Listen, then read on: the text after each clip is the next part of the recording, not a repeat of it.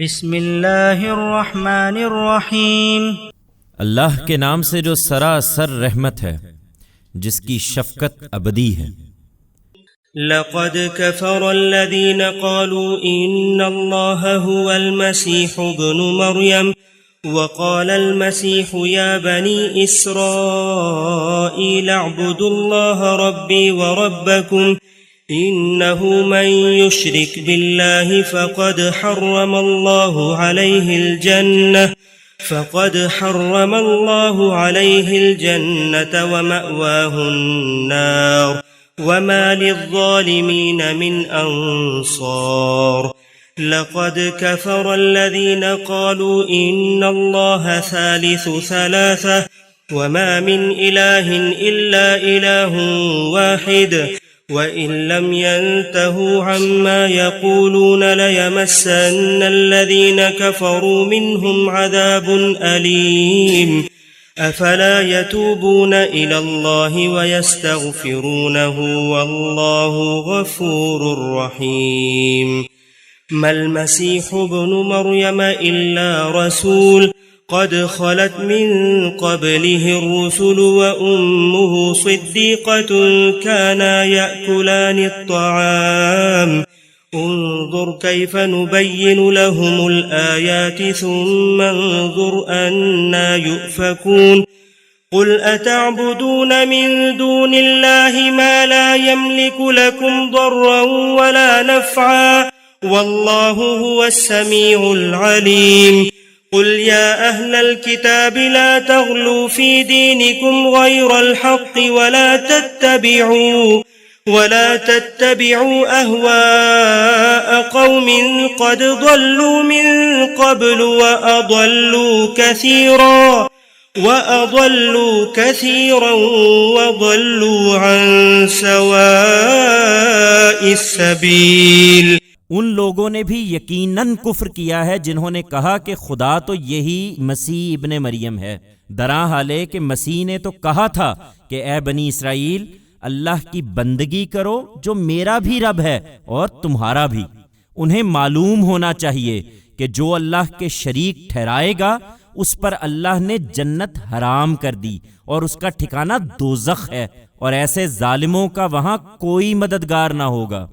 اسی طرح ان لوگوں نے بھی یقیناً کفر کیا ہے جنہوں نے کہا کہ اللہ تین میں سے تیسرا ہے، درحال ہے کہ ایک خدا کے سوا کوئی خدا نہیں ہے۔ یہ اپنی باتوں سے باز نہ آئے تو ان میں سے جو پیغمبر کی طرف سے اتمام حجت کے بعد بھی اپنے کفر پر قائم رہیں گے انہیں ایک دردناک عذاب آ پکڑے گا۔ پھر کیا یہ اللہ کی طرف رجوع نہ کریں گے اور اس سے معافی نہ مانگیں گے؟ حقیقت یہ ہے کہ اللہ مغفرت فرمانے والا ہے، اس کی شفقت ابدی ہے۔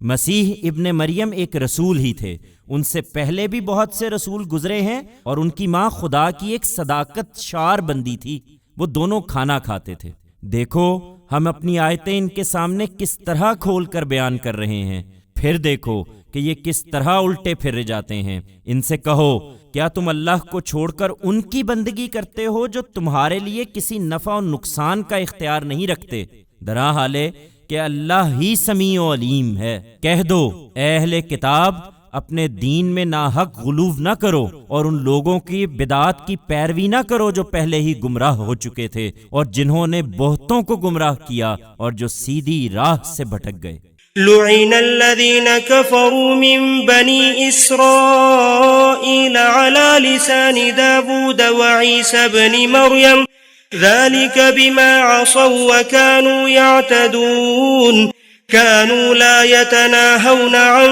منكر فعلوه لبئس ما كانوا يفعلون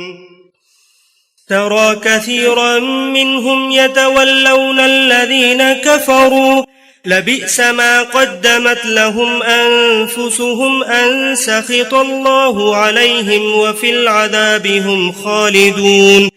ولو كانوا يؤمنون بالله والنبي وما أنزل إليه ما اتخذوهم أولياء ولكن كثيرا منهم فاسقون۔ بنی اسرائیل میں سے جن لوگوں نے اس سے پہلے کفر کیا ان پر داؤد کی زبان سے اور عیسیٰ ابن مریم کی زبان سے لعنت کی گئی، اس لیے کہ انہوں نے خدا کی نافرمانی کی اور بندوں کے معاملے میں بھی وہ خدا کے مقرر کردہ حدود سے آگے بڑھ جایا کرتے تھے۔ وہ جن برائیوں کا ارتکاب کرتے ان سے کسی طرح باز نہیں آتے تھے۔ نہایت برا طرز عمل تھا جو انہوں نے اختیار کر لیا تھا۔ اس وقت بھی تم ان میں بکثرت لوگوں کو دیکھتے ہو کہ وہ منکروں کو اپنا دوست بناتے ہیں۔ نہایت برا سامان ہے جو انہوں نے اپنے حق میں آگے کے لیے تیار کر کے بھیجا ہے، یہی کہ ان پر خدا کا غضب ہوا اور وہ ہمیشہ عذاب میں رہنے والے ہیں۔ اگر یہ فی الواقع اللہ اور اس کے پیغمبر اور اس چیز کے ماننے والے ہوتے جو پیغمبر کی طرف نازل ہوئی تو کبھی ان منکروں کو اپنا دوست نہ بناتے، مگر ان میں سے زیادہ تر نافرمان ہو چکے ہیں۔ لَتَجِدَنَّ أَشَدَّ النَّاسِ عَدَاوَةً لِلَّذِينَ آمَنُوا الْيَهُودَ وَالَّذِينَ أَشْرَكُوا وَلَتَجِدَنَّ أَقْرَبَهُم مَّوَدَّةً لِلَّذِينَ آمَنُوا الَّذِينَ قَالُوا إِنَّا نَصَارَىٰ ذَلِكَ بِأَنَّ مِنْهُمْ قِسِّيسِينَ وَرُهْبَانًا وَأَنَّهُمْ لَا يَسْتَكْبِرُونَ وَإِذَا سَمِعُوا مَا أُنزِلَ إِلَى الرَّسُولِ تَرَىٰ أَعْيُنَهُمْ تَفِيضُ مِنَ الدَّمْعِ مِمَّا عَرَفُوا مِنَ الْحَقِّ يَقُولُونَ رَبَّنَا آمَنَّا فَاكْتُبْنَا مَعَ الشَّاهِدِينَ وَمَا لَنَا لَا نُؤْمِنُ بِاللَّهِ وَمَا جَاءَنَا مِنَ الْحَقِّ وَنَطْمَعُ أَن يُدْخِلَنَا رَبُّنَا مَعَ الْقَوْمِ الصَّالِحِينَ فَأَثَابَهُمُ اللَّهُ بِمَا قَالُوا جَنَّاتٍ تَجْرِي مِن تَحْتِهَا الْأَنْهَارُ خَالِدِينَ فِيهَا وَذَلِكَ جَزَاءُ الْمُحْسِنِينَ وَالَّذِينَ كَفَرُوا وَكَذَّبُوا بِآيَاتِنَا أُولَئِكَ أَصْحَابُ الْجَحِيمِ۔ حقیقت یہ ہے کہ مسلمانوں کی دشمنی میں تم سب سے زیادہ سخت یہود اور مشرکین کو پاؤ گے، اور مسلمانوں کی دوستی میں سب سے زیادہ قریب ان لوگوں کو پاؤ گے جنہوں نے کہا کہ ہم نصارہ ہیں۔ یہ اس لیے کہ ان کے اندر علماء اور راہب ہیں اور وہ تکبر نہیں کرتے، اور جب اس چیز کو سنتے ہیں جو خدا کے رسول پر اتری ہے تو تم دیکھتے ہو کہ حق کو پہچان لینے کے باعث ان کی آنکھوں سے آنسو بہہ نکلتے ہیں۔ وہ پکار اٹھتے ہیں کہ پروردگار ہم نے مان لیا، سو ہمارا نام تو اس کی گواہی دینے والوں میں لکھ لے، اور ہم اللہ کو اور اس حق کو کیوں نہ مانیں جو ہمارے پاس آ گیا ہے، جبکہ ہم توقع رکھتے ہیں کہ ہمارا پروردگار ہمیں نیک لوگوں میں شامل کرے گا۔ سو اللہ کا فیصلہ ہے کہ ان کی اس بات کے صلے میں ان کو ایسے باغ عطا فرمائے جن کے نیچے نہریں بہتی ہوں گی، وہ ان میں ہمیشہ رہیں گے۔ یہ ان لوگوں کی جزا ہے جو خوبی کا رویہ اختیار کرنے والے ہوں، رہے وہ جو منکر ہوئے اور جنہوں نے ہماری آیتوں کو جھٹلا دیا ہے، تو وہی دوزخ کے لوگ ہیں۔